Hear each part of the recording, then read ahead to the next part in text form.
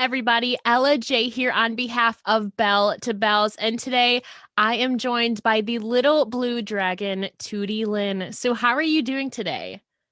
I'm doing really good. Thank you. How are you? I am fantastic to be speaking with you today. We have a lot to discuss. Obviously, some big news Yeah. dropped last week at the time of recording this for you. But before we get into that, this past year has been absolutely insane. So, Yeah. how have you managed then to stay positive or sane throughout this craziness in the world throughout this last year? Honestly, it wasn't easy. Like I had my ups and downs. I had moments where I thought, wrestling was never coming back. I thought, just a lot of negative like thoughts. People losing their jobs and like it was just hard.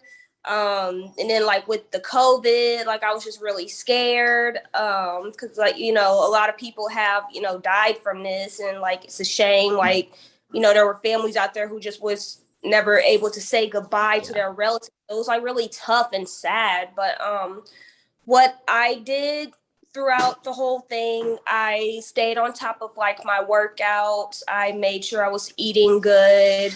I would walk my dog. What kind of dog do you have? That's maybe the most important question today. I have a Chihuahua mix. Her name is Maroni. She's a Chiweenie. She's super adorable. Yeah, I would like, just walk her and she's been really supportive like throughout the whole thing.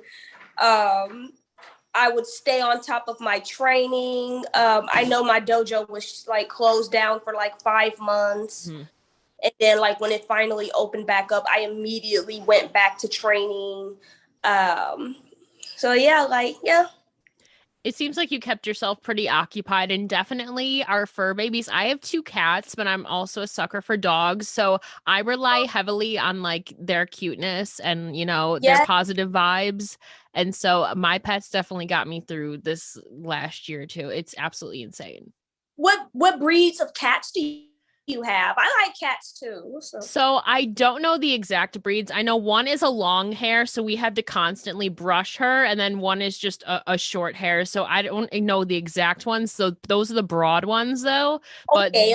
the long-haired one's name is appropriately named Fluffy, which was given to us as we adopted her last year. But it's very true. But I love them to death, and honestly, they're honestly a good support system, even if they don't know it. Aww. So and I'm lucky. It's lucky that too that you have your dog. I love animals so much. Oh my gosh. That's so How long have you had your dog? We'll start it off by that. okay. I had Maromi since I want to say 2016, Mm-hmm. 2015. She's gonna be 9 years old this July. Mm-hmm. I adopted her when she was 2 years old. Yeah. Apparently these her previous owners, they threw her and her siblings outside of the car while driving, and like her hip was broke.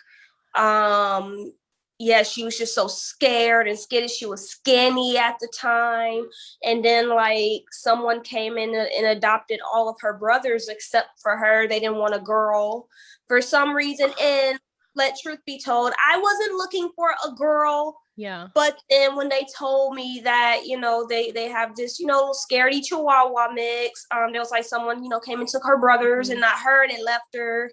And like I just took her for myself. I was like, I'll get a girl. Mm-hmm. One of these days I will adopt a boy though. Yeah.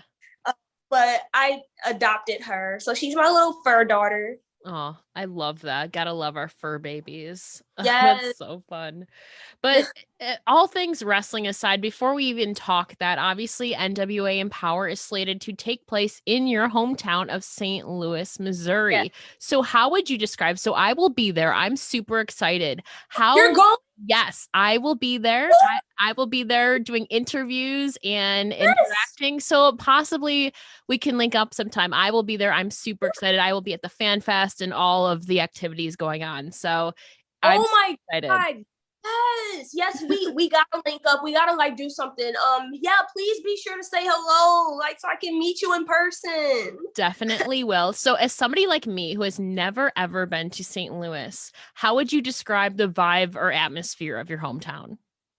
I like it. It's very, very diverse. Okay. Which is something that I love. Like, it's very diverse, very cultural. You know, we got the arch going on. Yeah. We got city. We have there's a area called the Delmar Loop that I love going to occasionally because there's like different restaurants on that street. There are stores you could go check out. There are sushi places. I love sushi. Okay. And then pho places. I love pho. Yeah, it's a good atmosphere. Okay. So obviously I'm going to be there for 6 days. So Okay. what are some of your favorite eateries or hot spots that you would recommend checking out? Because a girl's got to eat, you know. Yeah. Um the Pearl Cafe, which is a Okay. faux place on my street. Sushi Eye, Drunken Fish. Fish. Oh, what's that? Drunken Fish is another sushi place. Oh, All okay. all I eat is sushi. For real, all that's all I eat is sushi and pho. Like I don't really eat nothing else. Fair enough. But that sounds exciting. Okay. So I'm gonna write these down right after we hop off of here because I'm gonna be there for 6 days and Okay. a girl's gotta eat. I can't rely on the hotel food all the time. So thank you for the tip. I'm looking forward to being there. Super, super Most, excited. most definitely. You're welcome. Now, is there anything else you think people would be surprised to know or see if they weren't from St. Louis? Um, Surprised to see her. I oh I honestly don't I don't know. Honestly, Okay. I don't know. I don't Okay. know. Fair enough. So the only reason I asked that, so I'm from Buffalo, New York, so up like Oh, Western New York, and so we have this thing where there's like this factory downtown, and it smells like Cheerios, like all throughout the city.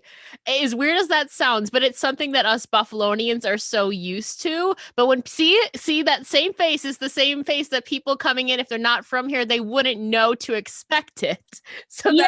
that's just like one example of from where I'm from. It's super random, but You know what? Now that you mentioned the smell, so if you go downtown St. Louis by the Limp Brewery, by the brewery place where they brew beer, it smells like all beer. And honestly, I don't like the smell of beer, I don't so either. I'm not a fan of it. But I'm pretty sure you beer lovers out there, you'll probably love it. No, I am not a beer person myself. I will stick with my Uh, seltzers and my vodka and Fireball. That's just me personally, but I'm not a beer person either. Me No, neither. I can't do it. Uh, mm-mm. Can't do it. Now, wrestling wise, you also recently made history by competing in a 30-minute Iron Woman match against the Afro-Punk Trish Adora at BACW. So I wanted your take as somebody who was a part of this history-making moment. What is your takeaways from this history-making match that you two had? Honestly, my takeaway, like, first of all, it was a lot of fun. Mm-hmm. I love doing it with Trish. She was definitely the right person to do it because I knew she did like she actually did like an hour long iron man match with another wrestler. His name is Tony. Yeah. So she did it with him. So we got the idea of, okay, what if we could do like a 30-minute long Iron Woman match between two African American females? It's never been done before. Like it's never been done, and I'm pretty sure like nobody, even thought about it, or like, there's probably bookers out there who just wouldn't even like think to do anything like that. So what my team and I did, we planned it for Trish to come down to St. Louis and do the 30-minute Iron Woman match. And I got to say, it was tough. It wasn't easy Oh no. at all, but it was a really good learning experience because it got me out of my comfort zone. And it's all right to be out of your comfort zone because, you know, you don't never want to stick to like doing, you know, nothing the same. Like you always want to like progress and learn new stuff. But it definitely got out of my comfort zone. I definitely learned a lot from it. Yeah, it was fun. What were some of the things, maybe even if it's just one, your biggest thing you think you learned from that? Since you said you learned a lot, what is one of the biggest things you think you really learned and has really stuck with you? To remain calm and keep going. I think that's true not only in wrestling, but in life as well, for sure. Yes. Now, I'm curious too, in preparing for this, did you have to alter your training at all to build up the stamina, or in what ways did you actually prepare for this occasion? So I did a lot of cardio, which is not my favorite. Going to the gym and just getting on the treadmills or walking up the stairmasters, doing some lifting. I've been like doing like intense training with one of the guys who's in charge of BACW, Freddie A. High. I've been doing like intense training with him. Doing cardio with my dog, like taking her on her walks. But then I would take her home and like just go running myself. She ain't a fan of running. See, it's a workout for you and for her, so it works out. Yeah, it works. So yeah, just doing like exercising, eating right, and just trying to like physically and mentally prepare myself. Of course. And that you lasted pretty much the entire time, obviously, till the final seconds leading up to that and going back and forth. That is, I watched the match and I covered it on another wrestling site I worked for. It again, that was so history making. And I feel like this year in women's wrestling has really broken through a lot of the glass ceilings. Like we're seeing a lot of firsts this year, like Sasha and Bianca at WrestleMania on night one. That was huge in and of itself. And oh my God, yeah. that was huge.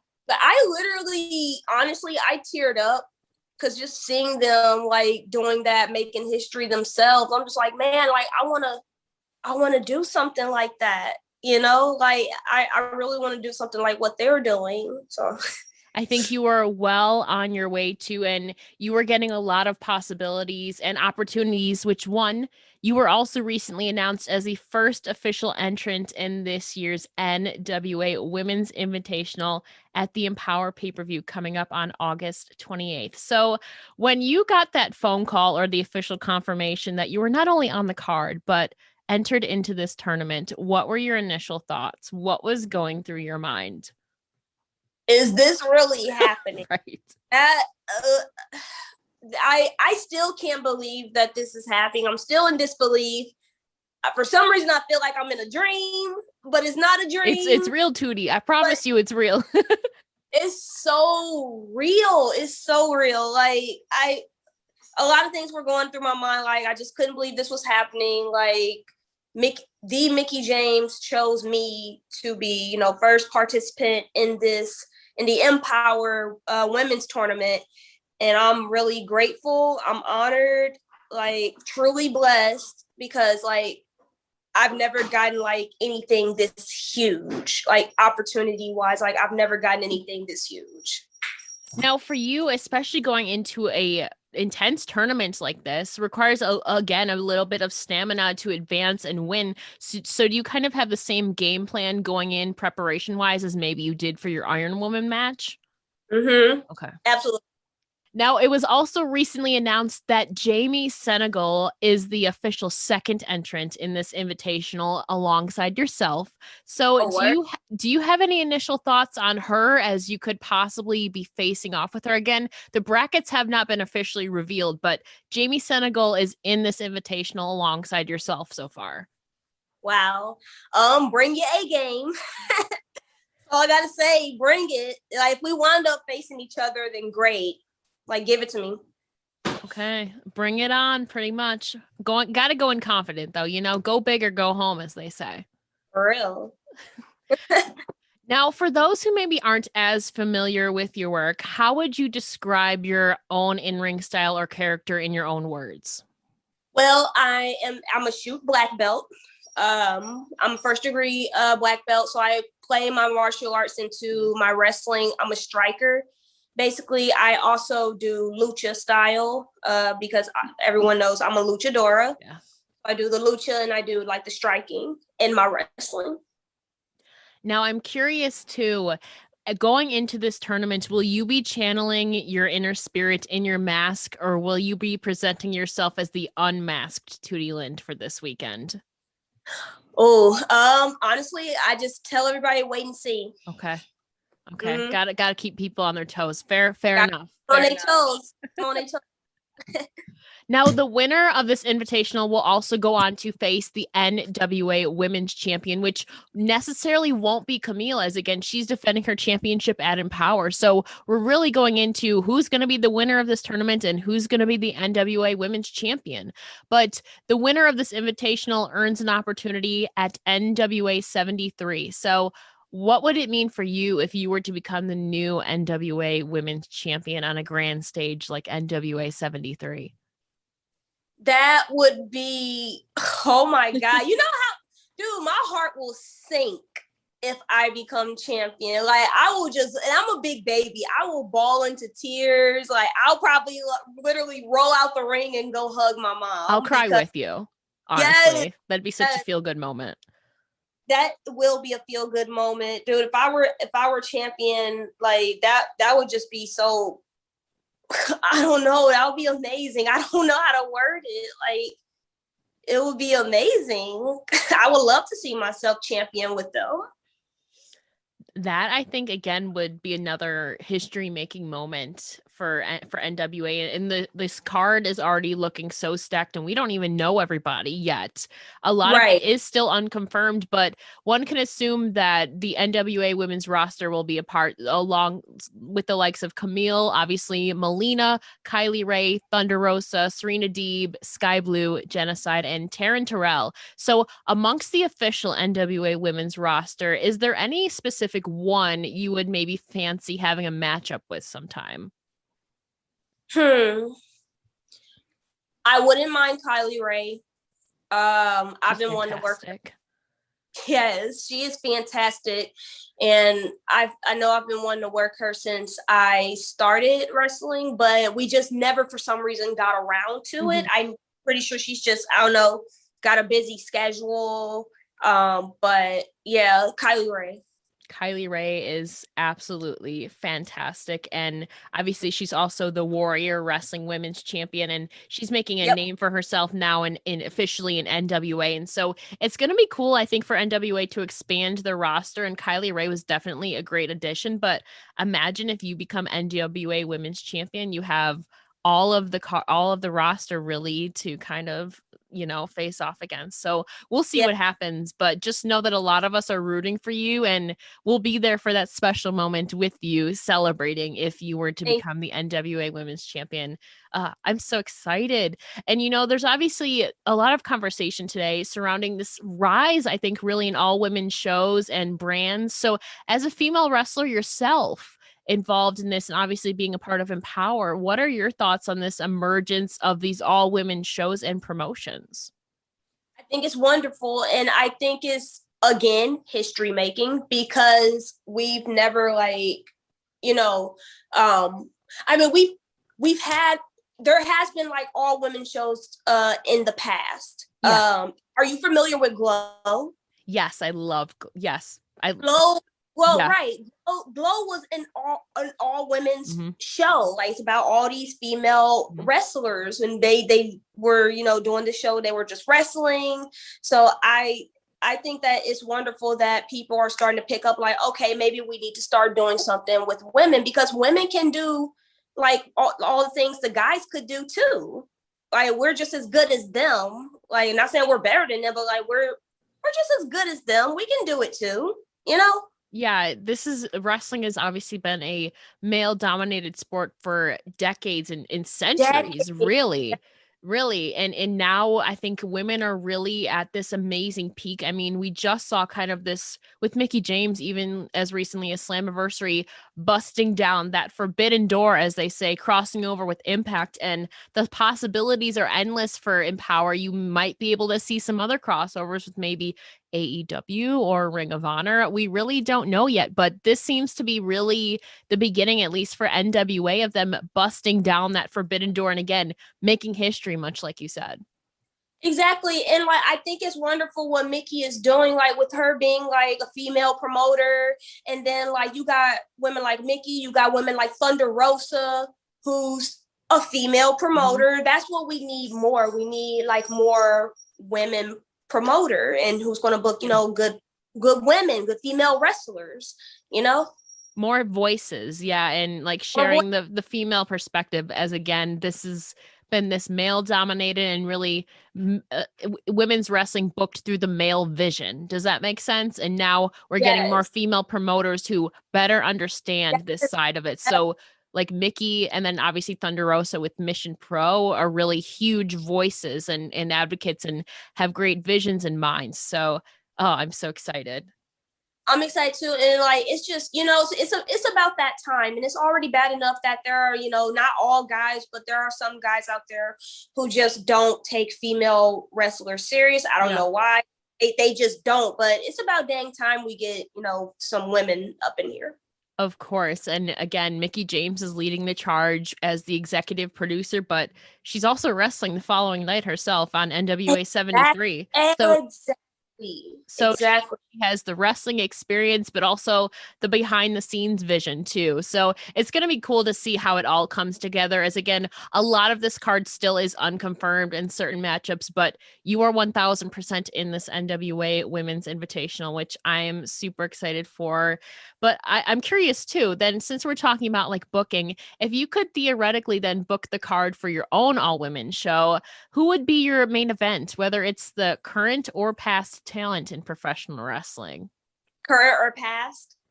Or it could be a mix of both.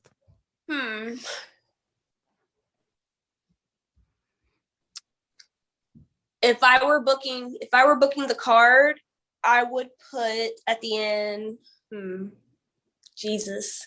Woo! So a lot of talent. There's a lot, yeah. I will put Jazz against Ariel Monroe. Big Swole. Yep. I love them, and you've also gotten to wrestle Jazz. I'm also waiting on you versus Big Swole. That one hasn't happened yet, right? No.